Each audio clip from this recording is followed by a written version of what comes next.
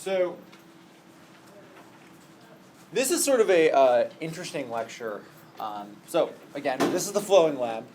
We're going to spend the next 45, 50 minutes talking a little bit about flowing and doing some flowing drills. It's a little weird that they asked me to do the flowing lab because I have not flowed by hand in the last 4 years. I currently flow on a laptop. But unfortunately, you guys are debating, and so you guys don't really have the luxury of doing that. And so we are going to spend some time learning how to flow. So I guess the way that I want to structure this is that we are going to, I'm going to give you a couple of my sort of tips and tricks for flowing, and then we are all going to flow a speech together, and then we're going to do a little bit of diagnostics using the cam. So I guess just some really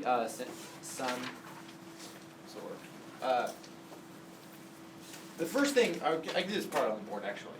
So the first thing is that when you're flowing, one of the concerns that people have about flowing is, I can't get everything down because there's so much to write down in so little time. And here you just need to develop sort of a system of shorthand and symbols that can help you flow. So I just want to walk through a few of the most common symbols that you guys should have something for, and ways that you can cut down on the words that you hear multiple times in every speech. So turns, there are 3 basic ones you could use,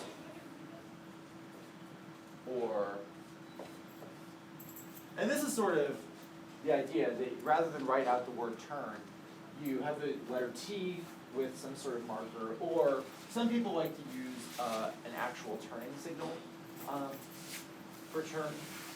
For uniqueness, same deal, or link can be like that. You can also have link turns or no links. Sometimes you'll say that things lead to things. Generally, the horizontal arrow is a good way of signaling that one thing causes another or one thing leads to another.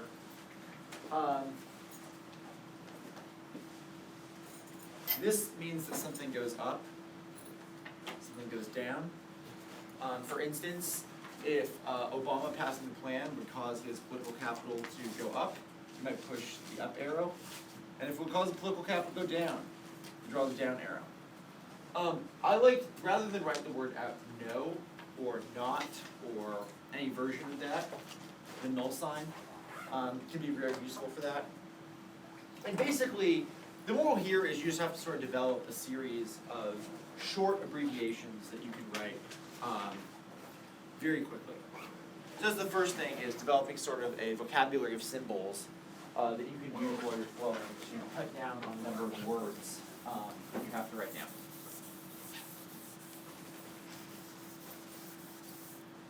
The second thing is that you sort of want to develop not only a series of symbols, but also ways to write words more quickly. One way that you can do this is by not writing vowels in words. So instead of writing vowels, you might write VWLS, or just shorten words, right? For instance, fairness, ground, jurisdiction, and so on and so forth, are all words in right. Capital or capitalism is just cap. Biopower, BPWR. No value to life. And so on and so forth. And basically the idea is that you just need things that will give you a reference point for you to make arguments in the next speech. And really, there's no right or wrong way to do this. It's just about making sure that you have something that you can look at your flow and just enough to tell you what the argument is. Remember, too, that you want to make sure that you have enough room on your flow to keep things organized. One thing that you might have seen a lot of if you did high school debate, or if you debate on a more traditional circuit, is maybe people actually drawing lines down the page. I tend not to like to do that just because it can get things very cluttered, and oftentimes you might want to have something a little bit more freeform. The other thing too is, especially How many of you guys give at least one of the rebuttal speeches? Like either the Reno or PM or both? Okay, so in that situation, you are probably going to want to be circling a lot of arguments, drawing boxes around a lot of arguments, writing overviews and places in the flows. And that's not something you can do if you have 5 sort of neat pre-drawn columns. That's something where you're going to want to have some space. Sort of along those lines too, if you are going to read an overview in a later speech, especially if you're the PM, well actually you can do it in both the LO and the PM, but oftentimes before you get into the line by line, it can be useful just as a flowing exercise not to write all that stuff down on the same piece of paper, because then your flow gets cluttered and you don't know what part of the flow is the overview and what part of the flow is going to be the line by line. You may want to put your overviews on a separate sheet of paper and just write, OR at the top. And then just write down the arguments that you want to highlight in the overview. And again, I think that you also want to make sure on every piece of paper that you're flowing, you have some distinctive marker at the top. It can be, I usually like to write it in the top left corner, but wherever you feel comfortable writing it, just to make sure that you know what page is what. Especially in debates where the negative reads 4, 5 more off-case positions, you really need to know that you're on the right sheet. And I've seen some very high-level rounds, like quarters to semis of tournaments, where people write their answers to the disads on the wrong sheets. And that's just no fun for anybody. So make sure that you have some distinctive tags at the top. So it's a lot easier to demonstrate how to flow doing a little bit of practice. So what I'm going to do is that I'm going to play the PMC from a debate this season. And I want all of you to flow the debate, the PMC. And I'm going to flow it too. It'll be the first speech that I've flown in hand in a few years. And I'm going to show you guys my flow. And then I'm going to ask for a couple of you guys' flows.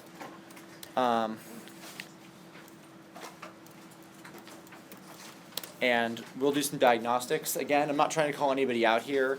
There's everybody from the people at the very beginning to people at the very end of their career could all improve their flowing, so it's not meant to call anybody out. But I think it's useful to sort of look at people's flows and do some diagnostics, look at what people do well, look at what people don't, and sort of find techniques that might help you improve your own flowing. So let me find something. Does anyone have a computer that you guys think just has really good audio? In my room. I have like a decent computer. Is yours a MacBook Air? Yeah. So it really has terrible audio. Yeah, something that's not a MacBook Air preferably.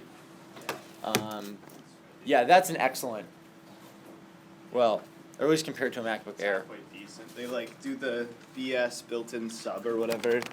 All right. Yeah, but So yeah, just get on the internet, and we're gonna find a video, and we'll have you guys flow PMC. Okay.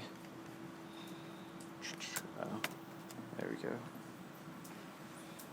And one point too is that the best way to get good at flowing is just to flow more stuff. So when you're at tournaments and you're watching elim debates after you're out of the tournament, don't just don't just watch the debate. You should flow the debate. Try to flow every speech in the round. Even if you're the MG, you should flow the block and flow the PMR just to get better at flowing. And I think that really this is one of those things where you just avail yourself of every opportunity to try to flow debates, because that's the only way you're gonna get better.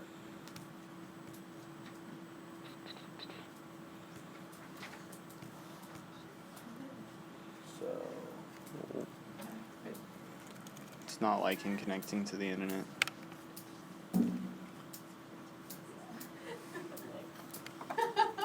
It's just, which one is it? It's I think WWY was secure. Okay. That's what I thought. It's just not liking it. Just don't work. Yeah. I may. Yeah.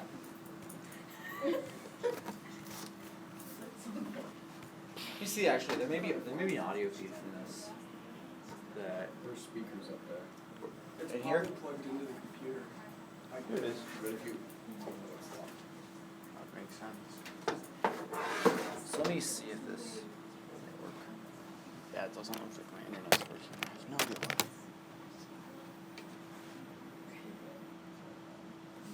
So let me see if this. And that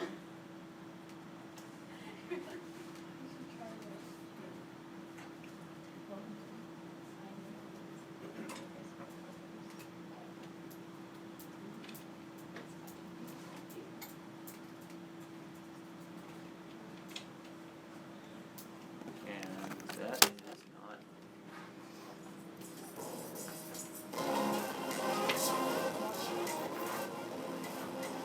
All right. So let's find a good one. So it's a good team to flow a 1AC from. All right. This is a debate I judged in Elam 3 of the NPTE. So let's flow the PMC. It's one of the easier NPTE PMCs to flow, and then we'll talk about it. Something.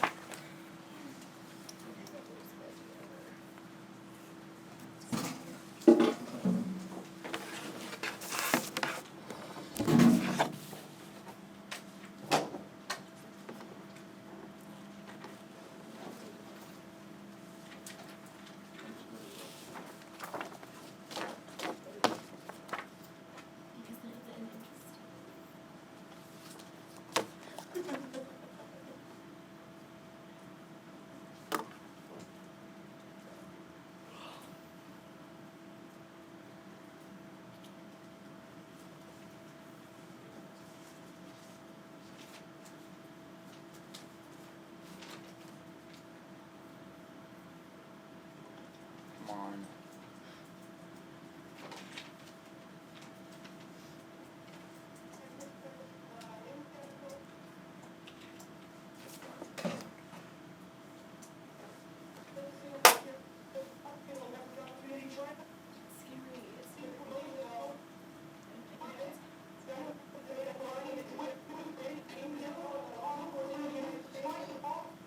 Okay, this is. Alright, this might actually be loud enough. So let's try it.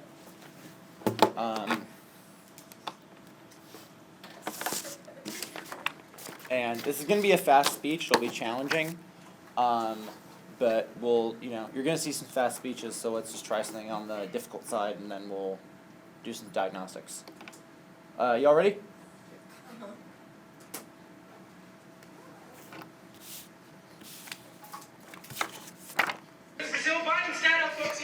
Wait, what? Where's this? I hate YouTube. Is that McKinley? Yeah, it's McKendrick.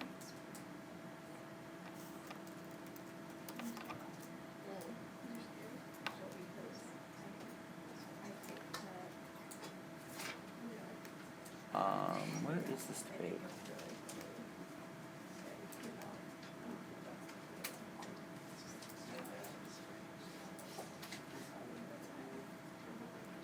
Or actually, let's try this one. This might be a little bit easier. This is Pepperdine's one. This is. Why is the audio so bad?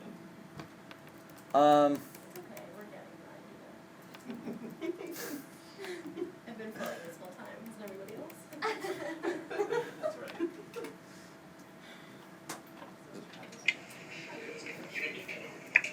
All right, this will be better. It's a PMC from Concordia LP at the NPTE. Fucking A. Does anyone have a computer that's kind of loud? Do you? I do, but I don't have the internet code, so. I do. I have the internet code. Do you have a loud computer? What? What? Not a Mac. Does anyone have a PC that's loud? I have a PC.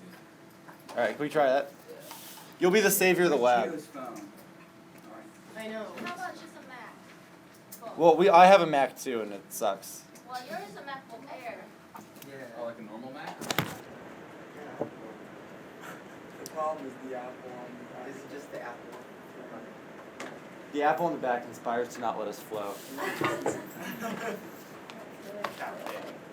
the apple, what's the apple? It was interesting. No, you're not. If we can't get a computer that works, could we just get you to like find this half case and make it for us? Yeah, I mean, yes, we will do something if we can't get it. Okay, so how do I, someone have the code, how do I, Oh, you have the code? which one do I, Yes. oh, Are you on like the logon page? what? You're on the login I don't page? even know which one to connect to. I have been connecting with my phone this whole time. so- Nico's doing it right now. My internet decided to turn on. Hooray! No, we got Nico's. We got Nico's.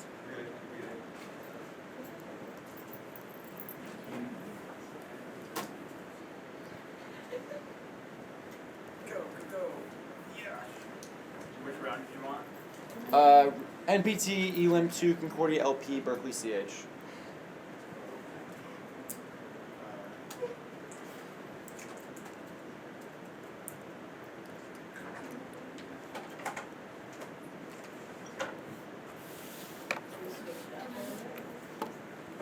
Sweet. Right, let's make this happen. Cool. Oh, you have a speaker bar. Loading. And max out the speaker. It's maxed. Is it max on YouTube? That Okay. is just that round is just not happy.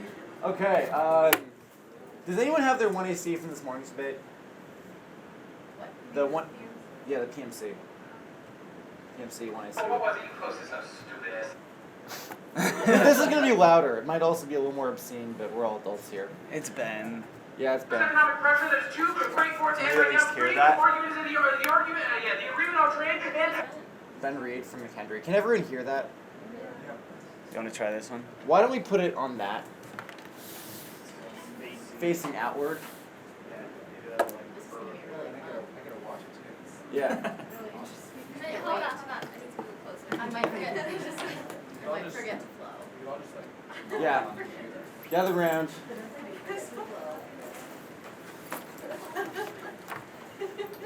Alright, you ready? Go for it.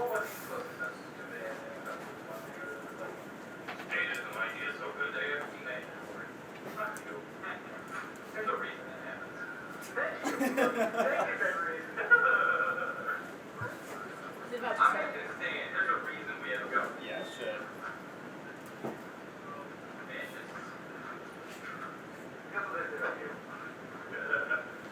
You know this guy?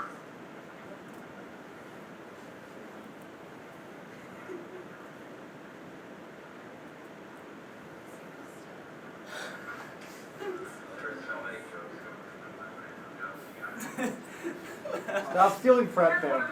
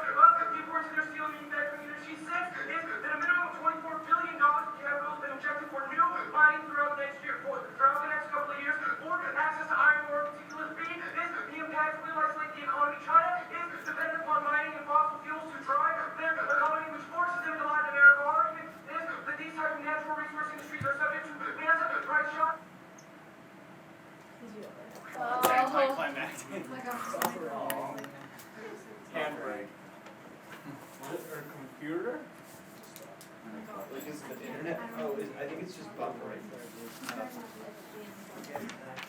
So this is a tough speech. I mean, I can show you where I am right now. What's a rough? Let's go to the document camera. Yeah, I didn't. Yeah. So I think That's all I got. their plan was to trade agreement with Brazil. Where's, how do I zoom this in? Yeah, I got And then this, 24 billion more. you get like the gist of stuff. No, I just kind of picked up small words that I heard. I The know. deforestation, Brazilian natural resources. Can we get the light off? Iron for China. I think it's more of a. Could be an Alright.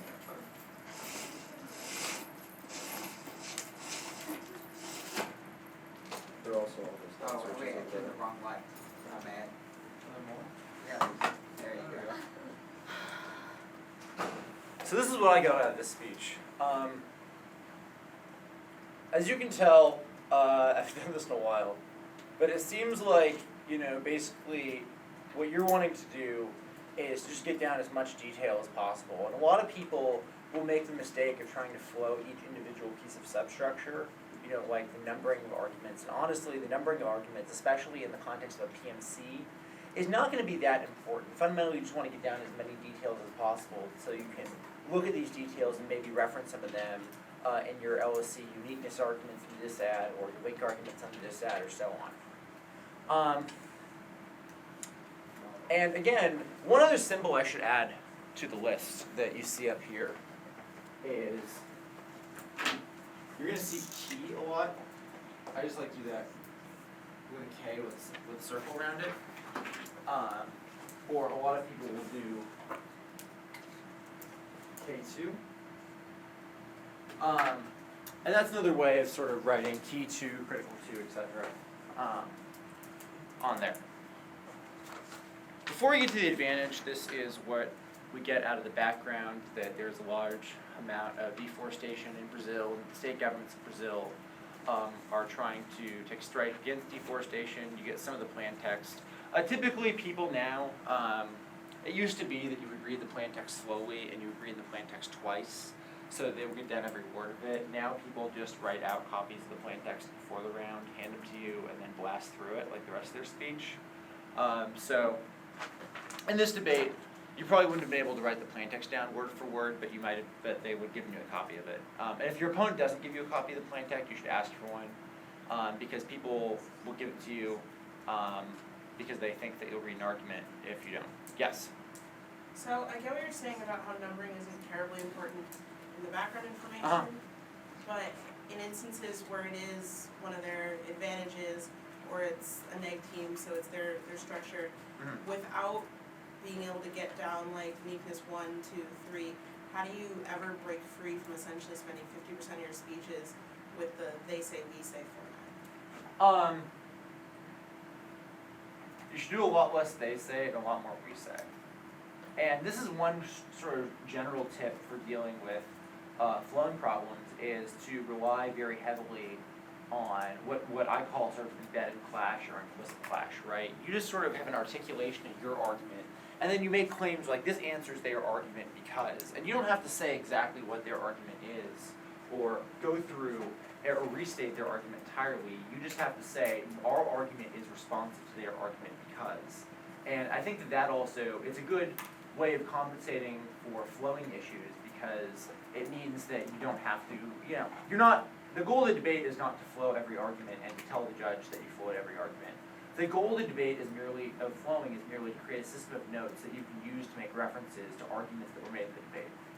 And to the extent that your arguments clash with their arguments, then I think that you can say, our argument is responsive to their argument for this sort of global reasoning, even if you're not sure exactly what their argument was. So, does anybody feel comfortable sharing? And if you don't, that's fine. Again, I started with mine because I got some things down, but honestly, mine's a piece of crap too. So I think that, yeah. You can look at mine, but I mean, there's just a lot of blank spaces.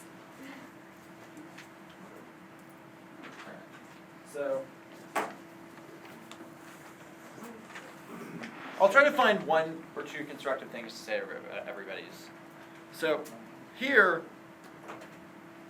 I actually think having a lot of blank space is good. A lot of people make the opposite mistake, where they don't leave any blank space, and so things get confused and the flow gets cluttered. And ultimately, when the flow gets cluttered, it's sort of a problem because you aren't in a position, because you don't know where arguments go, and stuff gets sort of messy. And sometimes, especially if you flow in one color, you're not going to know who said what. There's also another flowing tip that if you guys don't flow in two colors, you probably should, particularly if you are give one or more of the leader speeches. I was a double member, and so I usually flowed only in one color because I gave one speech per round, and typically only flowed two speeches in the debate. I never flowed the PMC as an MO.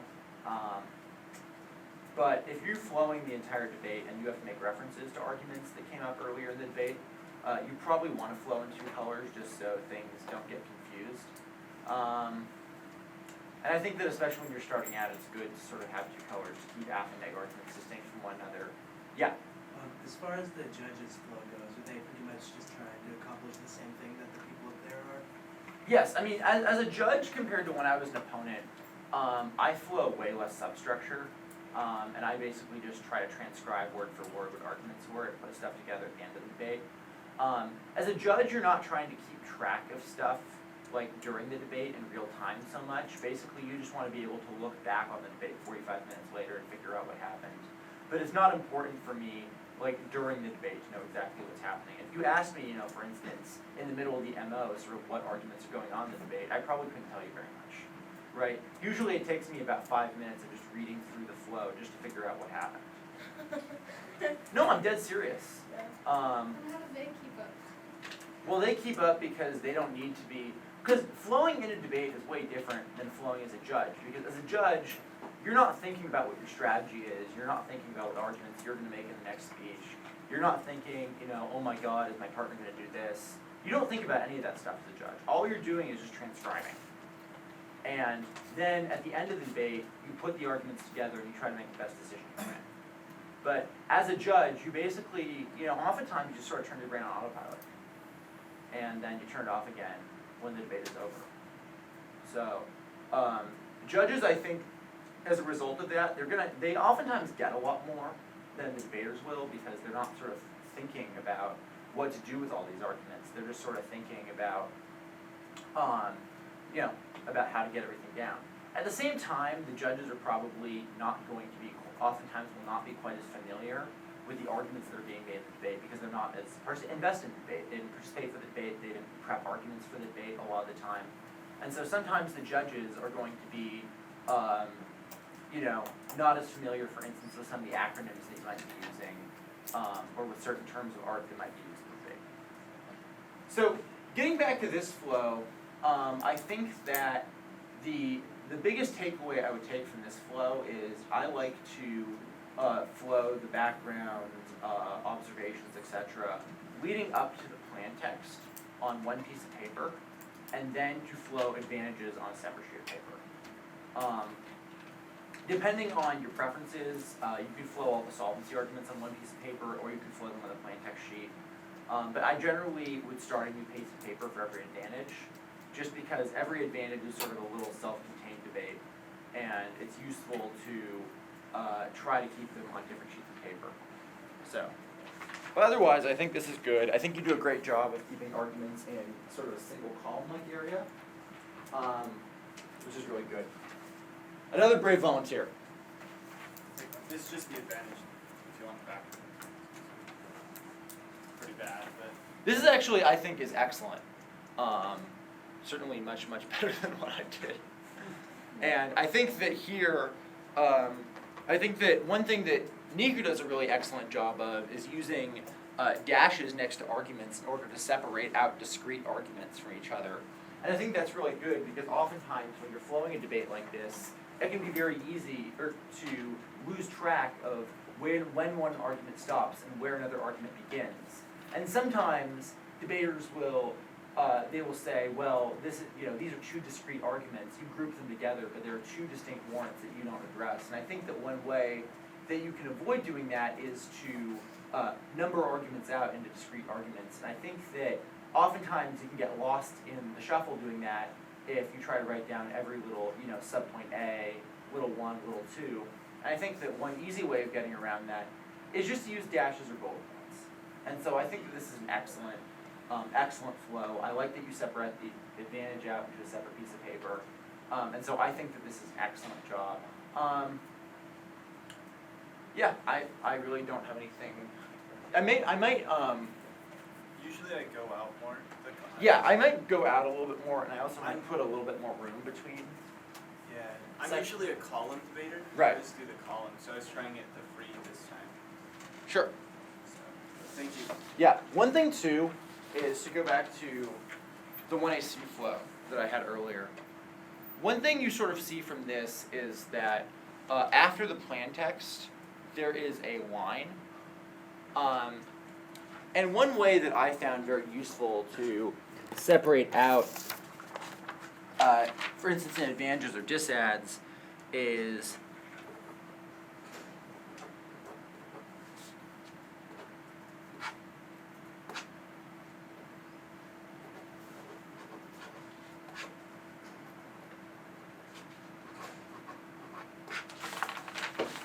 sometimes to draw small lines under things, so the uniqueness and then draw a line. It usually wouldn't be this big, but to have just like a blank line across the page, just to distinguish the sections from one another. And you guys get the idea there. That can be a really useful way of sort of creating natural visual breaks on the flow to tell you where different parts of the argument begin and end. Jacob.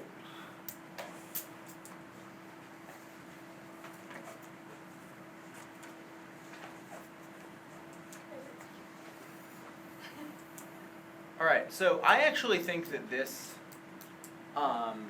advantage flow is this is actually a really good start. I think that you do a good job, for instance, of abbreviating Brazil as BRZL. I think, yeah, Brazil. I like that you don't write out with. I think that the attempt to number arguments is good, although here I think that you need to be careful about using numbering at the expense of getting down the structure of people's arguments.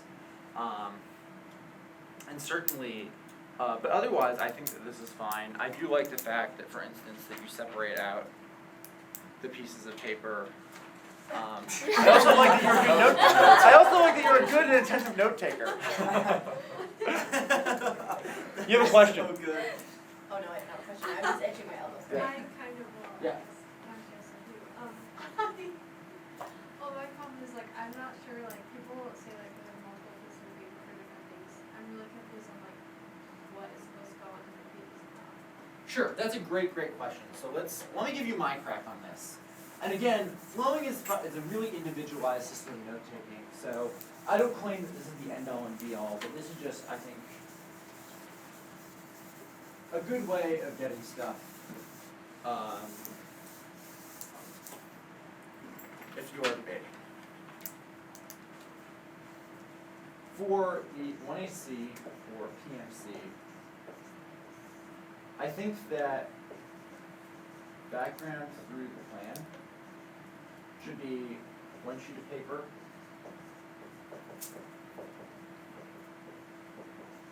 Each advantage should be one sheet of paper, and whatever solvency arguments they have should be one sheet of paper. And I think this is a good way to flow the PMC. If the background and the plan text are really short, I think it's fine to put the solvency arguments on the first sheet of paper. Yes, each advantage should go on a different sheet of paper. Yeah. How do you bring in a K in terms of flow? Yeah, so that was my next. This K. So a lot of people like to do it on 4 sheets, where you have the framework in one sheet, the links on one sheet, the impacts on another sheet, and the alternative on another sheet. And a lot of the time people will say, one off 4 sheets of paper, and generally that means a K, and they want you to flow each of these parts on a separate sheet of paper. I think that this is definitely the way that you should try to flow critiques when you're debating. If you're judging, a lot of judges will flow a critique on one sheet of paper. Some debaters flow critiques on one sheet of paper, but I think that, at least when you're starting out, I think that it's good to try to get, to separate onto as many pieces of paper as possible, just so you don't get confused and put stuff in the wrong place. For other negative arguments, counterplans should be on one sheet of paper, but if somebody says that there is a disadd to the counterplan or a net benefit to the counterplan, that net benefit argument should go on a separate sheet of paper, I think. Or any advantage to the counterplan should go. Dissadds should almost always be on one sheet of paper, no more, no less.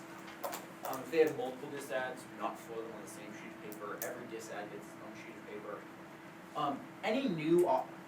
Any topicality or theory argument should go on one sheet of paper. If you read a new theory argument or a new disadd to a counterplan or a new, framework page on a critique debate, that should go on a new separate sheet of paper. And you should tell the judge that when you're giving the order, right?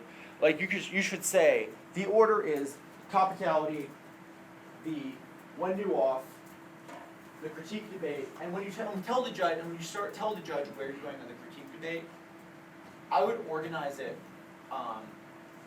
You should put these 4 sheets in the order that you want to go, and then tell the judge what that order is. And you don't have to go in this order when you're answering your critique. In fact, oftentimes when you're answering your critique, you might want to start with the alternative. That's a very popular place to start if you're answering your critique. But yeah, in general, I think that this is sort of how many sheets of paper you should have for each thing. And this is sort of a good default. Obviously, you can modify it as you get more advanced, but I think this is a pretty good default for how many sheets of paper you should flow so far.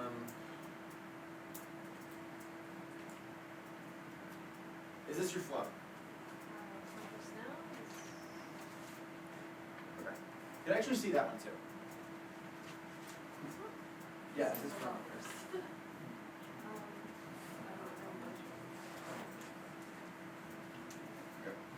So,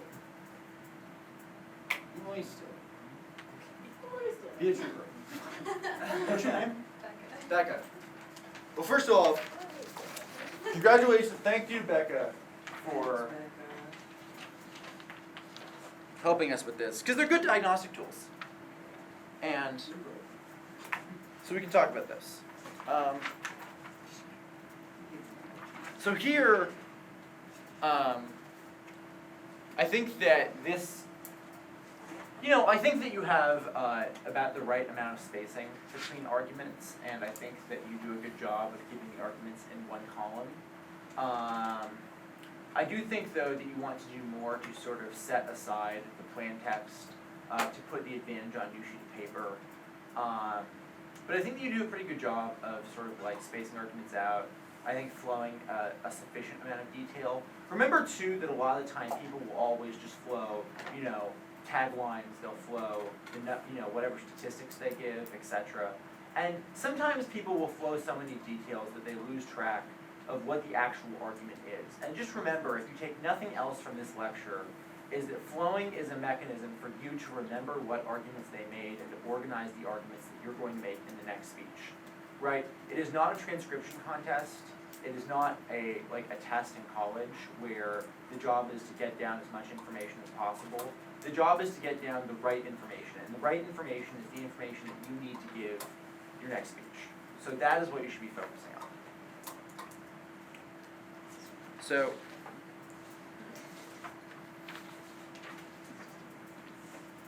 here I think is the PMC from earlier. And were you AF in this debate? Yeah. Okay.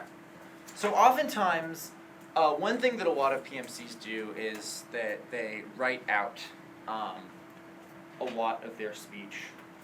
And certainly, you see here that there's a lot of stuff written out. Again, I would be, try to abbreviate more stuff.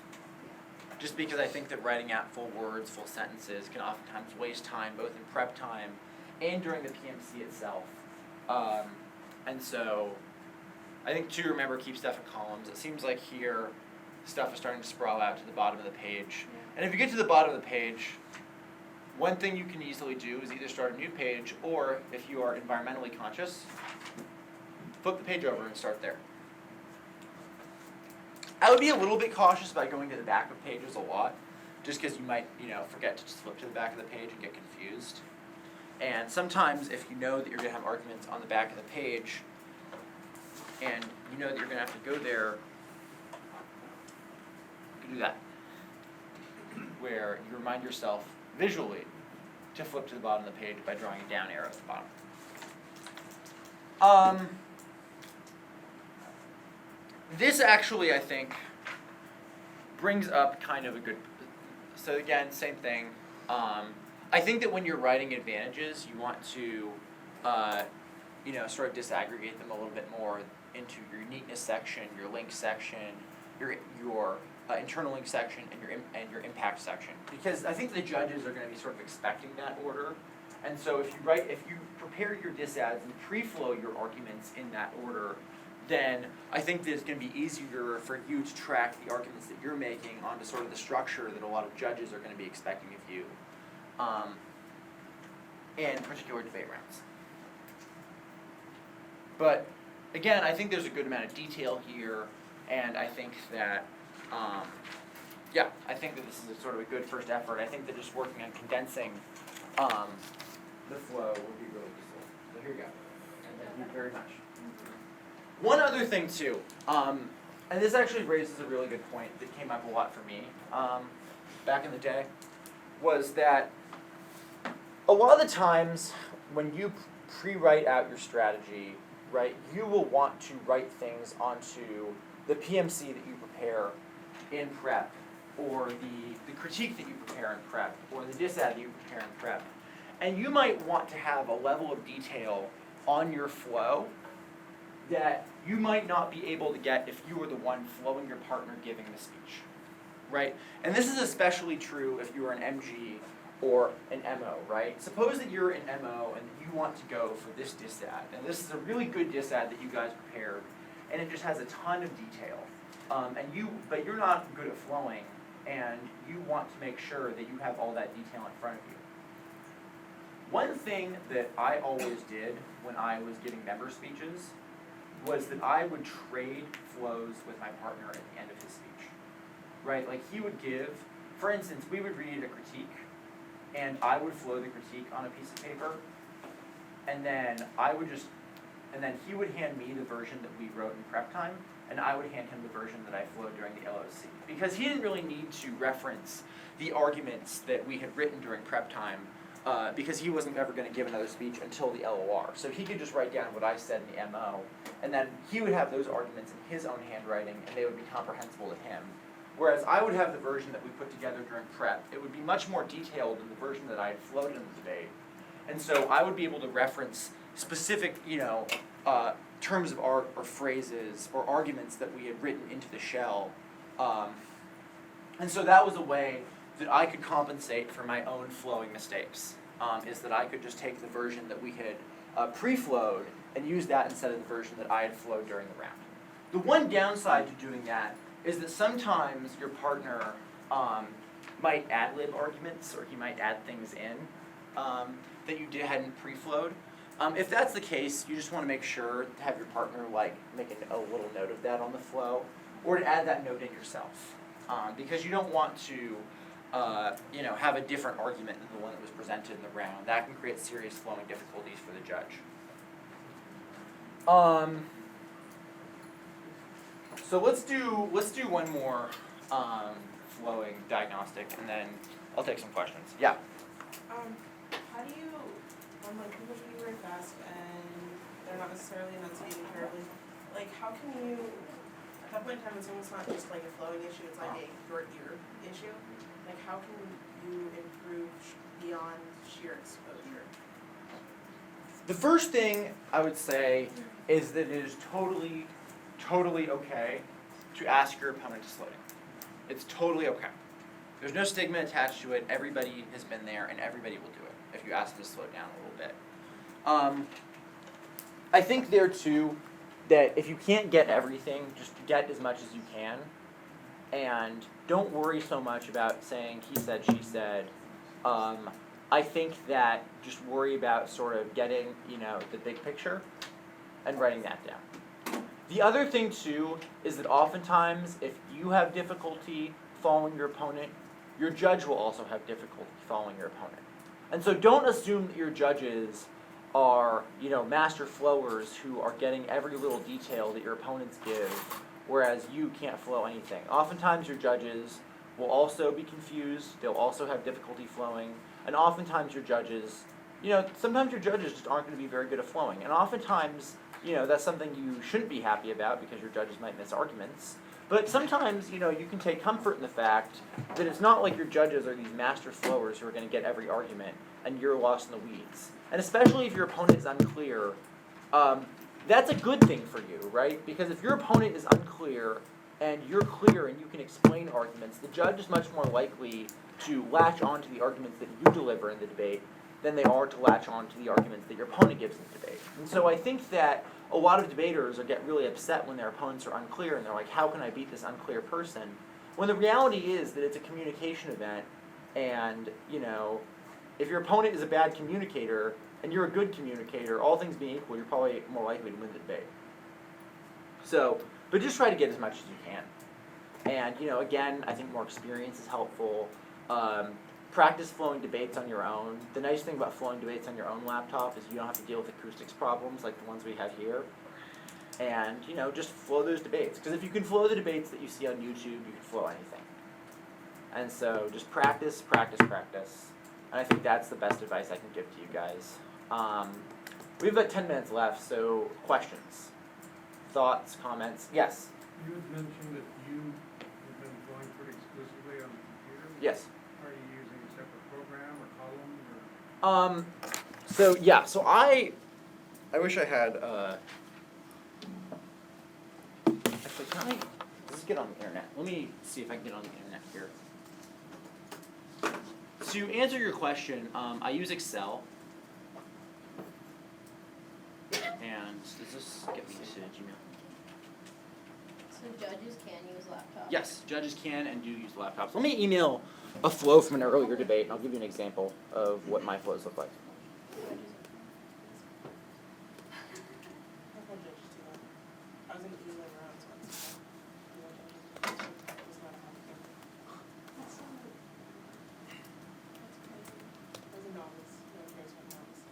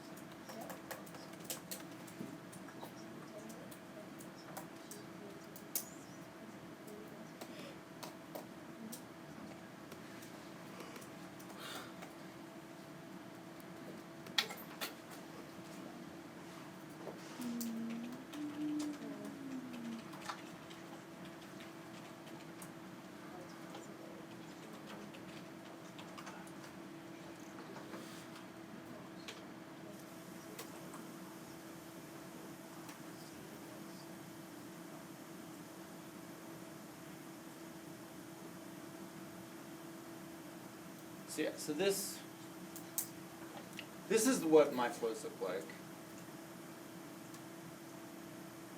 Well done.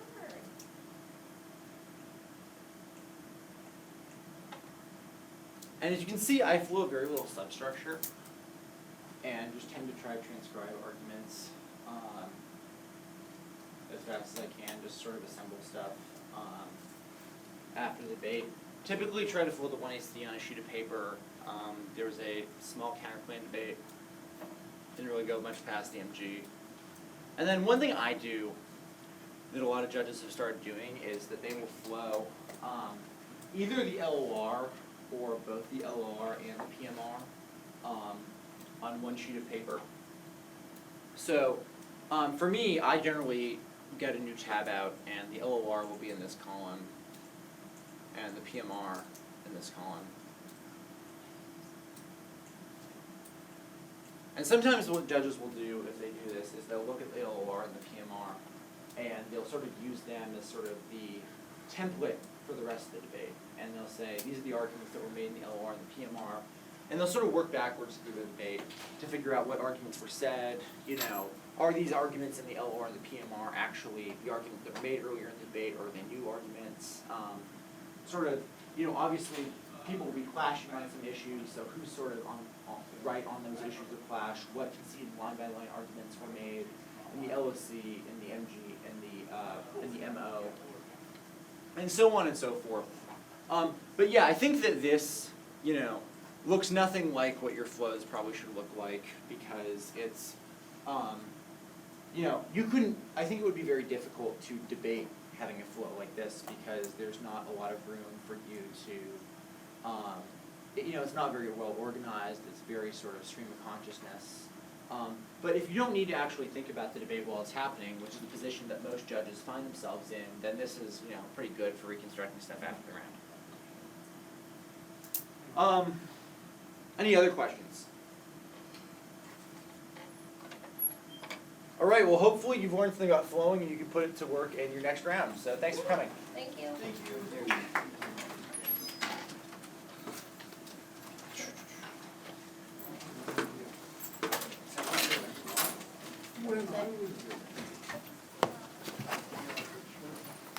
So you guys go.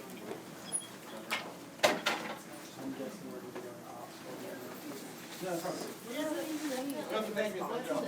Somebody said. Somebody.